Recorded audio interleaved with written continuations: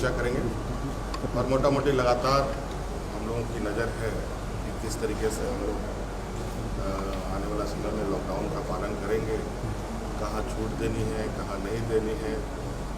क्योंकि हम पहले भी बताए थे कि हमारी समस्या तो तब बढ़ेगी जब प्रवासी मजदूर वापस आएंगे और जहाँ ग्रीन जोन है वो तुरंत उसको ऑरेंज रेड में कन्वर्ट भी हो रहा है। और इसको ध्यान में रख करके हम लोग निर्णय लेंगे, क्योंकि ये भी निर्णय लेना जरूरी है कि किस सारी चीज़ें थम सी गई हैं, उसमें गति कैसे आएगी। अब तो नए सिरे से सोचना है कई चीज़ों का, इसलिए अभी मैं खुद ही पदाधिकारियों के साथ बैठक करके ये आज शाम तक सर देखिए, हमने जो लगातार आप लोगों के माध्यम से ये जानकारी प्राप्त हो रही थी कि सड़कों पर लोग चल भी रहे हैं और मर भी रहे हैं, कोई एक्सीडेंट से मर रहा है, कोई भूख से मर रहा है। ये बहुत दर्दनाक स्थिति बनी है और बन भी रही है, अभी भी लगातार ये चीज़ें जारी है। तो हमने ये स्पष्ट रूप से अपने प्रशासनिक महकमे को निर्देश दिया कि राज्य के अंदर कोई भी व्यक्ति पैदल ना चले, चाहे वो किसी भी राज्य का हो। और हमने उनको सुरक्षित स्थान पर पहुंचाकर उनको खाने पीने की व्यवस्था कर उनके गंतव्य स्थान तक पहुंचाने का निर्देश दिया है। और साथ में फिर भी राहगीर कहीं ना कहीं इतनी बड़ी संख्या में देश में जिस तरीके से प्रवासी निकल पड़े हैं अपने घरों की ओर, ना जाने किस गली मोहल्ले से निकल जाएं, किस रास्ते से आ रहे हैं पता नहीं चल रहा है। तो इसलिए हमने हाईवेज़ में भी जो हम लोगों का सामुदायिक किचन है उसको भी चलाने का निर्देश दिया है और वहाँ पर राहगीरों को मुफ्त भोजन देने का भी निर्देश दिया है। पानी की पूरी उपलब्धता हो, छायादार जगह हो जहाँ पर लोग थोड़ी देर आराम भी कर पाएँ।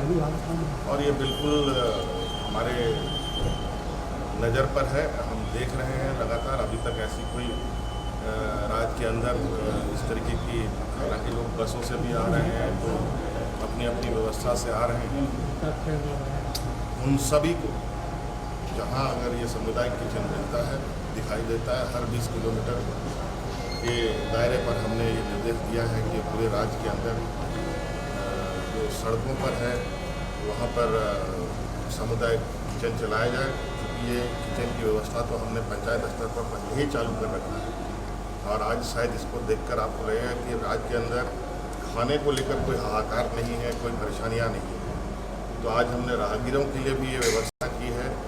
प्रवासी लोग जो पैदल चले हैं या भटक गए हैं उनको भी अब रास्ते में खाने की कोई दिक्कत नहीं होगी, ये व्यवस्था हमने, और आपने उनको वापस भी निर्देश दिया है। और अगर दूसरे राज्य के लोग हैं उनको भी उनके राज्य के लोगों से संपर्क स्थापित कर वहाँ तक पहुँचाने का काम प्रशासन करेगा। हाँ, ये बातें थोड़ा सा गाँव के अंदर तो ये थोड़ी सी खबर है ज़रूर, और गांव के लोग भी सतर्क हैं। हमने इस विषय पर जो सामाजिक पुलिसिंग की भी जो आपके सामने बात रखी है और उन लोगों से आग्रह किया है कि आप लोग बिल्कुल जो भी लोग बाहर से आएंगे उनके प्रति एक आप लोग स्नेह का भाव रखें। कोई भी किसी भी तरीके का कोई ऐसा अभद्र व्यवहार ना हो जो हमें शर्मसार करे। और आप प्रसाद, अगर आप लोगों की सुरक्षा में कोई चूक होती है तो ये निश्चित रूप से गांव के लिए, लोगों के लिए बहुत तकलीफदेह होगी। तो इसके लिए आप प्रशासनिक व्यवस्था की मदद ले सकते हैं। और आज हमने पंचायत स्तर पर भी क्वारंटाइन का व्यवस्था कर रखा है, जहां गांव के ही लोग अपने गांव के लोगों की देखभाल कर रहे हैं और ये बहुत बेहतर तरीके से चल रहा है। और इसी का नतीजा है कि आज आपने देखा होगा कि रांची में भी जिस तरीके से संक्रमित लोग ठीक हुए हैं, जिसको आए दिन एक बहुत बड़ा हुआ बनाया गया, रांची को, हिंदपीढ़ी को टारगेट किया गया। और आज मुझे लगता है कि बहुत जल्द अब ये रांची, हिंदपीढ़ी रेड जोन से बाहर आ जाएगा। ऐसी मुझे उत्तर प्रदेश से अब इस पर मैं बहुत ज़्यादा टिप्पणी नहीं करना चाहूँगा। जहाँ हमें कोई ऐसी खबर मिलती है तो उस खबर पर हम तुरंत संज्ञान लेते हैं और उस पर हम लोग आगे कार्रवाई करते हैं। और आज आपने देखा होगा कि उन मजदूरों को फिर एकदम सम्मानजनक तरीके से उनके गांव तक पहुंचाने का भी काम किया गया। जो बीमार है, जो ये जिनको चोटें लगी है, उनके लिए भी व्यवस्था है। और हमने घोषणा भी किया है कि जो जिनकी मृत्यु हो गई है उनको 4 लाख रुपए प्रति व्यक्ति दिया जाए और जो घायल है उसको 50,000 रुपये आपके ट्वीट पे के लिए घर वापसी के लिए गाड़ियों तो छोड़िए, इनकी मृत्यु होने के बाद भी एम्बुलेंस उनको उपलब्ध नहीं होता है।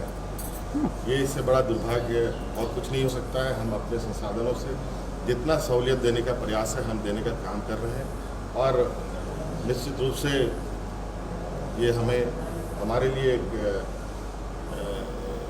एक ऐसा समय है जहां हमें सरकार को अपनी एक संवेदनशीलता के साथ इन मजदूरों के साथ खड़ा रहने का हमने संकल्प लिया है और आज लोग खड़े